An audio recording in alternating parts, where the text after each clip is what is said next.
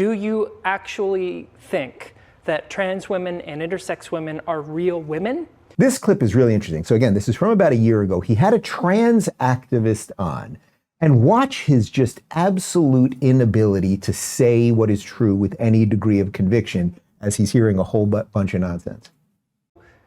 This issue, people like to say that it's a complicated issue, and I don't actually think it is. I think it's very simple.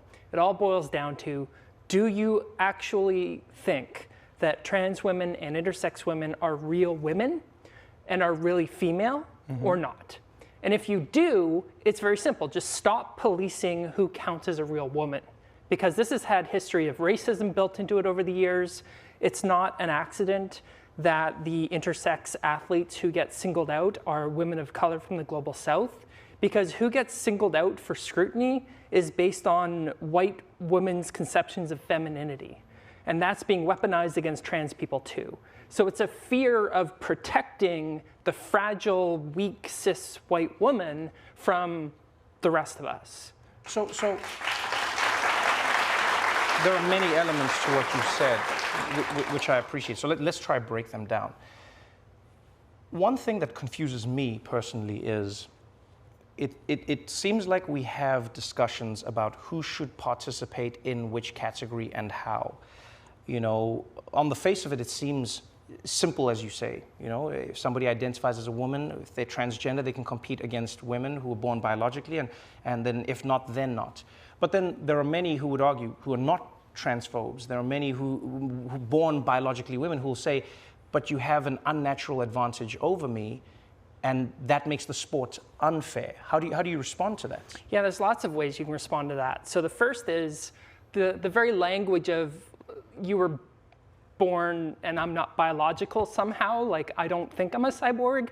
So like this idea that like, oh, you're not a biological woman. Well, I am a woman, that's a fact. I am female, so all my identity records, my racing license, my medical records all say female, right? And I'm pretty sure I'm made of biological stuff, so I'm a biological female as well.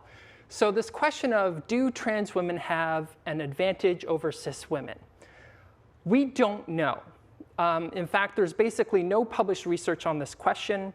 However, there's good reason to think that there isn't, but I think it's irrelevant because we allow all kinds of competitive advantages within women's sport. Okay, first off, that is a dude, you know, dressed or acting as a woman complaining that white women are the problem. So irony is dead. We all get that. My issue and why I wanted to show you this is, you see how he can't just defend what is obviously true. And instead of even him saying, well, I think actually, because it's fairly obvious to me, if you got that guy in a room, he would say, I don't know if he has kids, but he wouldn't want his 5-year-old daughter competing against 5-year-old boys, right? Like, it's just freaking obvious. But you see, he won't defend it on his own merit, right? Because he's just a servant of the machine. So there are people who say that you shouldn't do this or that.